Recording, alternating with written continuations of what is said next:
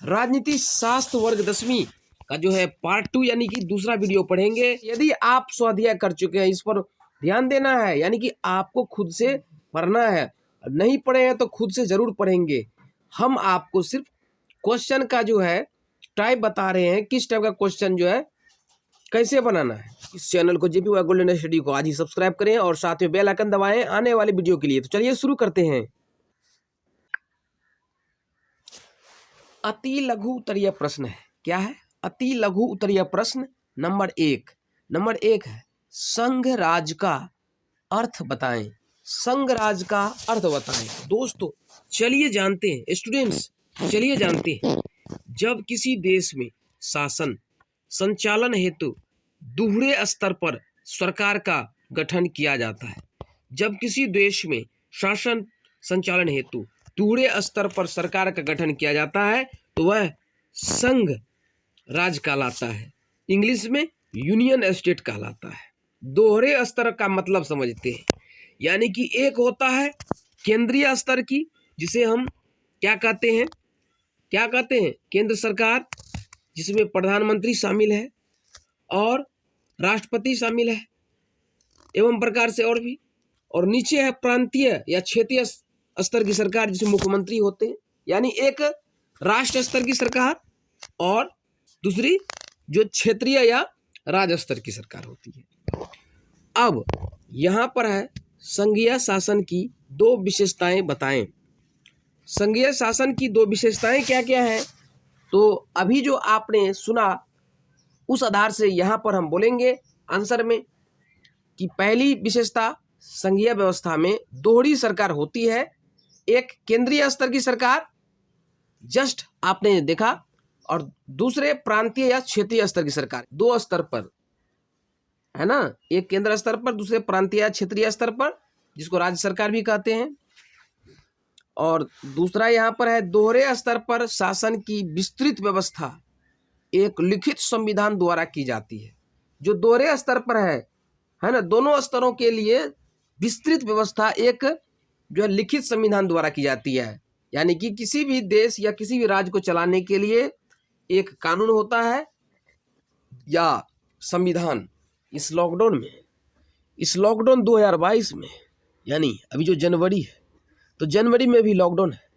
तो लॉकडाउन में घर बैठे तैयारी कैसे करें, मोबाइल पे यूट्यूब पर क्लास आप कर सकते हैं। और जेपी व गोल्डन स्टडी चैनल को सब्सक्राइब कर लें। क्वेश्चन नंबर 1 लघु उत्तरीय में, सत्ता की साझेदारी से आप क्या समझते हैं? तो सत्ता का मतलब क्या हुआ? पावर। और पावर में हिस्सेदारी लेना, ये क्या है? ये हुआ यहाँ पर देखिए, लोकतंत्र में सत्ता की साझेदारी का अर्थ है कि राजनीतिक प्रक्रिया में नागरिक अधिकाधिक भागीदारी करें। यानी लोकतंत्र यानी कि लोगों का शासन है, जनता का शासन है, तो उसमें जो भी पावर है उसमें हिस्सेदारी का अर्थ ये है कि जो पॉलिटिकल प्रोसेस है उसमें जो देश के नागरिक हैं, जो जनता है, अधिक से अधिक क्या करें? हिस्सेदारी लें, भागीदारी करें। ये अधिकार है। लोकतंत्र में चुनाव, इलेक्शन, रैली, मतदान आदि माध्यमों द्वारा पब्लिक पॉलिटिकल पावर्स में पार्टनरशिप करती है। तो साझेदारी से क्या फायदा है और क्या घाटा है ये पता नहीं चलता है, इसलिए जागरूकता अनिवार्य है। उसके बाद समझ में नहीं आया, दूसरा क्वेश्चन को पढ़ेंगे तो समझ में आ जाएगा। पहला, सत्ता की साझेदारी लोकतंत्र में क्या महत्व रखती है? सत्ता की साझेदारी ही लोकतंत्र का मूल मंत्र है। क्या है? मूल मंत्र है। लोकतंत्र में पब्लिक ही, जनता ही सारी शक्तियों का क्या होती है? सोर्स होती है, स्रोत होती है। यानी जनता की ही क्या है? प्राथमिकता है लोकतंत्र में। इसमें समाज के विभिन्न विचारों या समूहों के हितों का सम्मान कर उनके बीच जो मतभेद है उसको दूर किया जाता है। समझ में आ रहा है? फिर से देखिए, जो सत्ता की साझेदारी है, जो हमारे देश में सत्ता की साझेदारी ही लोकतंत्र का मूल मंत्र है। लोकतंत्र में पब्लिक ही सारी शक्तियों का स्रोत होती है। अगर सरकार को शक्ति है, पावर है, तो वो किसके बल पे है? वो पब्लिक के बल पे है। सत्ता की साझेदारी के अलग अलग तरीके क्या हैं? अब सत्ता की जो साझेदारी होती है उनके अलग अलग तरीके के आंसर। लोकतंत्र में सरकार के विभिन्न अंगों के बीच सत्ता का बंटवारा होता है, तो साझेदारी का मतलब बंटवारा समझे, ठीक है। कि लोकतंत्र में सरकार की विभिन्न अंगों के बीच वो कौन कौन से अंग हैं? विधायिका, कार्यपालिका, न्यायपालिका, ठीक है। विभिन्न अंगों के बीच सत्ता का, पावर्स का क्या होता है? बंटवारा होता है। उदाहरणार्थ सरकार के तीनों अंगों, देश में जो लोकतांत्रिक शासन व्यवस्था में जो सरकार के अंग हैं वो 3 हैं। कितने हैं? 3। पहला विधायिका, दूसरा कार्यपालिका एवं तीसरा न्यायपालिका के बीच सत्ता का बंटवारा होता है ना। इन तीनों अंगों के बीच सत्ता का जो बंटवारा हो गया, ये अलग अलग तरीके हैं सत्ता की साझेदारी की। समझ में आया? संक्षेप में सरकार के तीनों अंगों पर नजर डालते हैं। यहाँ पर तीनों अंगों की जो यहाँ पर चर्चा है, विधायिका, कार्यपालिका एवं न्यायपालिका। तो पहले समझते हैं कि कार्यपालिका क्या है। सबसे पहले आपको पता होगा कि देश का प्रथम व्यक्ति कौन होता है? राष्ट्रपति, ठीक है। राष्ट्रपति और जो विवादों का निपटारा करते हैं वो जज होते हैं, ठीक है। तो ये तो आप समझ रहे हैं ना। अब समझिए बढ़िया से, कार्यपालिका के अंग में कौन कौन है? अंगों के द्वारा आप कार्यपालिका को समझ लें बढ़िया से। राष्ट्रपति, उपराष्ट्रपति, प्रधानमंत्री, कैबिनेट मंत्री, साथ में उच्च स्तरीय अधिकारीगण, ठीक है, उच्च अधिकारीगण, ये सब कार्यपालिका में है ना। ये सब कार्यपालिका के अंग है। कौन कौन? राष्ट्रपति, उपराष्ट्रपति, प्रधानमंत्री, कैबिनेट मंत्री, साथ साथ अधिकारीगण, ऑफिसर्स जो भी हैं। और उसके अलावा यहाँ पर दूसरा समझिए इस तरह से। अब दूसरा समझिए विधायिका क्या है। विधायिका क्या है? जब भी कोई विधेयक या नियम और कानून बनता है, विधायिका का मतलब हुआ कि विधायिका संसद में, लोकसभा और राज्यसभा के द्वारा जो भी बिल, जो भी विधेयक है ना बने, वो कहाँ जाएंगे? राष्ट्रपति महोदय के पास, यानी कार्यपालिका के पास, ठीक है। तो विधायिका वही है जिसमें कोई विधेयक या कोई नियम कानून जो है वहां पर उनका प्रस्ताव किया जाता है। नियम कानून का प्रस्ताव जो किया जाता है विधायिका में। विधायिका के अंतर्गत कौन कौन है? संसद है, और संसद जो है वो केंद्र स्तर पर है। संसद के 2 सदन, लोकसभा और राज्यसभा, 2 सदन, ठीक है। तो लोकसभा, राज्यसभा, संसद के 2 सदन कहाँ आते हैं? विधायिका में आते हैं। लेकिन वही राज्य स्तर पर होता है विधानमंडल। क्या होता है? विधानमंडल, और विधानमंडल के भी 2 सदन हैं, वो है विधानसभा और विधान परिषद। इसके बाद है न्यायपालिका। तीसरे अंग में न्यायपालिका क्या होता है ये समझिए।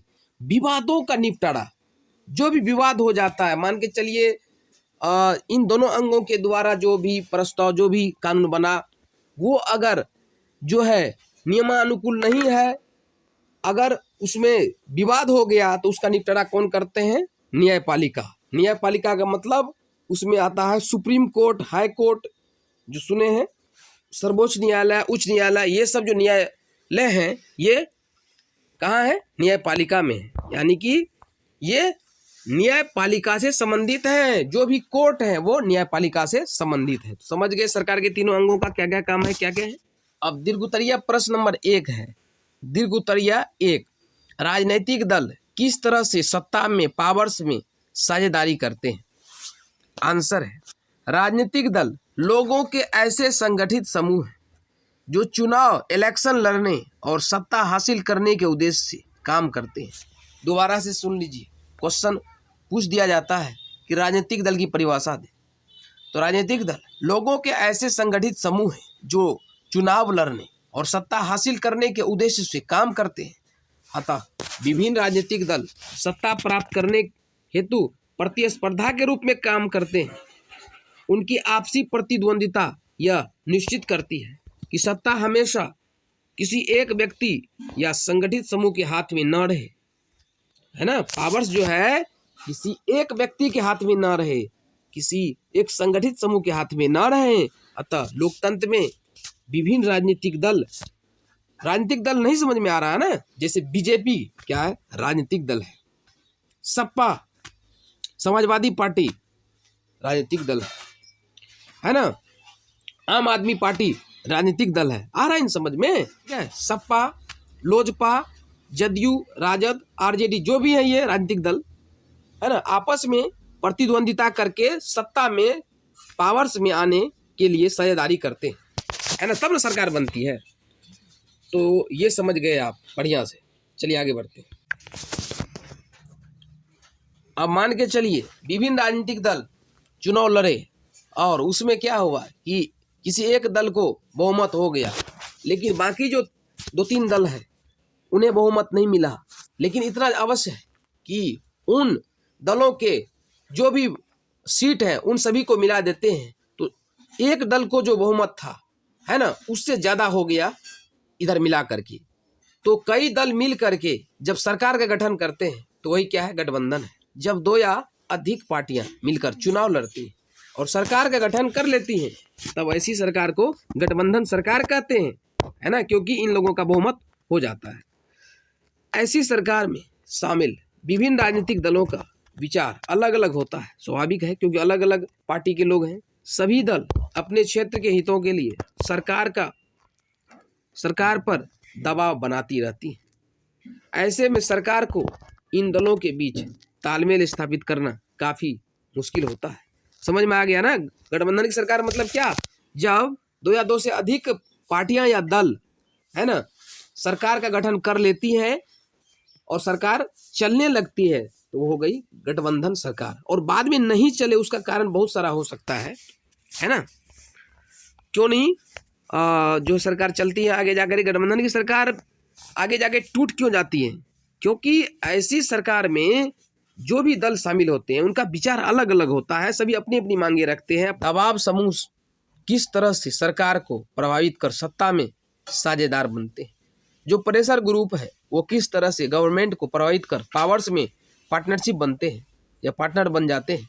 तो आंसर है विभिन्न पेशाओं और व्यवसाय से जुड़े लोग अपने अपने हित समूहों का गठन करते हैं। जैसे कुछ लोग खेती करते हैं तो किसान हैं, कुछ लोग जैसे बिजनेस करते हैं तो व्यापारी हैं। इस तरह से आगे जो है विभिन्न पेशा और व्यवसाय वाले लोग अपने अपने हित समूहों का गठन करते हैं। ऐसे समूह अपने हित में निर्णय लेने हेतु सरकार पर दबाव बनाते हैं, है ना। ऐसे समूहों को ही दबाव समूह कहते हैं, क्योंकि ये लोग सरकार पर दबाव बनाते हैं। ये जो समूह है, जैसे व्यापारी संघ, मजदूर संघ, किसान मोर्चा या किसान आंदोलन बोल दें, ठीक है, किसान आंदोलन इत्यादि सरकार पर दबाव बनाते रहते हैं, जो कि दबाव समूह कहलाते हैं।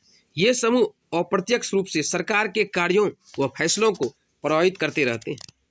ऐसे में सरकार को भी पता चलता है कि समाज के विभिन्न समूह क्या चाहते हैं, उन समूहों को सत्ता में कैसे और कितनी मात्रा में हिस्सेदार या साझेदार बनाया जाए।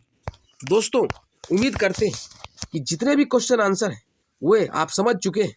यदि कोई भी डाउट हो तो कमेंट करें, फिर मिलेंगे आपको नेक्स्ट वीडियो में। तब तक के लिए धन्यवाद।